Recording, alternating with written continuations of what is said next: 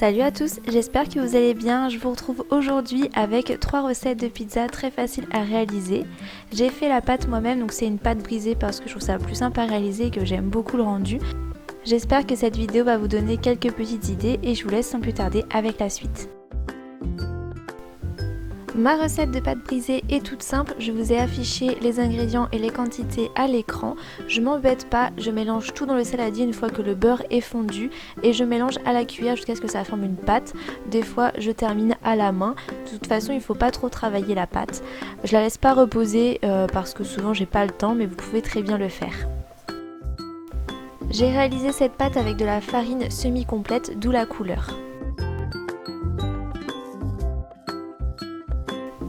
Je décide de diviser ma pâte en 4 pour faire des petites pizzas. Vous pouvez aussi décider de la garder telle quelle et ça fera une très grande pizza.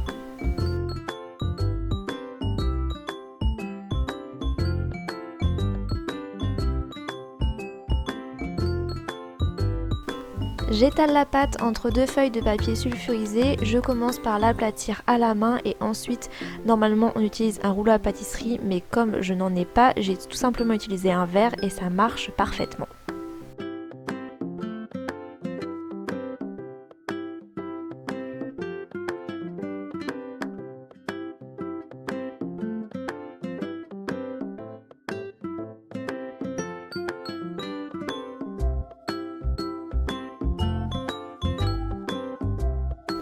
Je viens rouler le bord de la pâte pour faire la croûte de la pizza.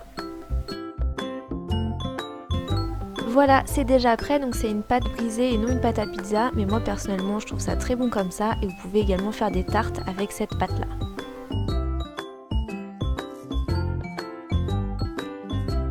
Je suis partie sur une garniture de 3 ingrédients façon flamencuche avec de la crème fraîche, de l'oignon et des lardons allumettes. Je vais enduire la pâte de crème fraîche et je vais ensuite rajouter les lardons et les oignons tout simplement. Vous pouvez également rajouter de la moutarde dans la crème fraîche, je trouve que c'est pas mal niveau goût.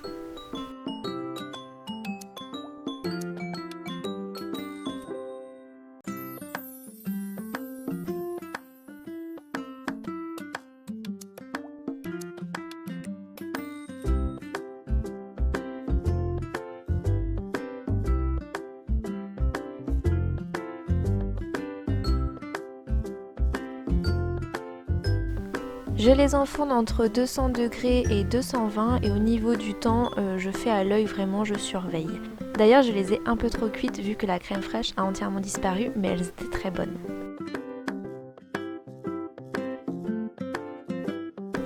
La deuxième pizza est version bolognaise. J'ai fait revenir des oignons dans une poêle avec un petit peu d'huile d'olive. J'ai ensuite rajouté de la viande hachée surgelée parce que c'est plus pratique pour moi.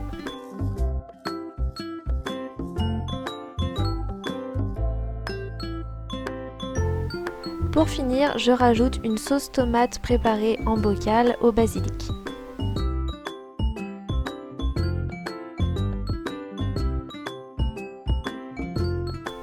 Je viens tartiner mes 2 pâtes de la bolognaise.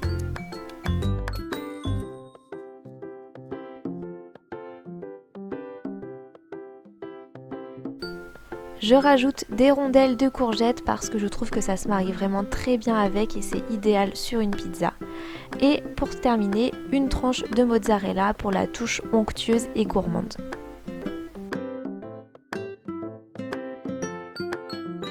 La mozzarella a fondu sur les courgettes et cette pizza est vraiment trop bonne.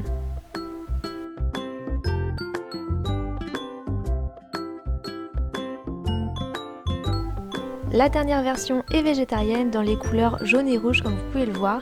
Donc j'ai décidé de mettre des tomates cerises jaunes et rouges ainsi que des poivrons rouges et jaunes, de l'oignon rouge, des olives et de la mozzarella. Ainsi que la sauce tomate à ne pas oublier pour le fond de la pâte. Donc là ma pâte a changé de couleur puisque j'en ai refait une avec cette fois-ci de la farine blanche, mais ça change rien, c'est exactement les mêmes quantités. Donc je commence par enduire mes pâtes avec la sauce tomate.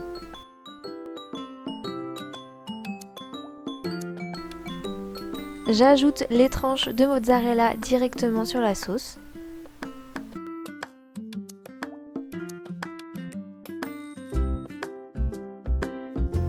Je parsème mes pizzas du reste des ingrédients avec les poivrons, les olives, les oignons ainsi que les tomates. Je n'hésite pas à mettre la dose.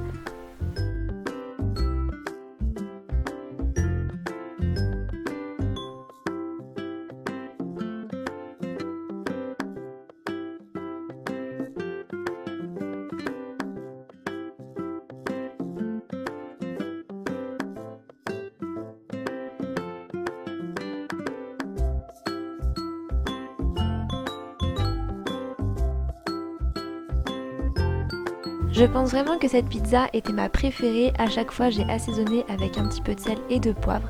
Voilà, la vidéo est terminée, j'espère qu'elle vous aura plu, n'hésitez pas à dire en commentaire ce que vous mettez sur vos pizzas. Je vous fais plein de gros bisous et vous dis à très bientôt.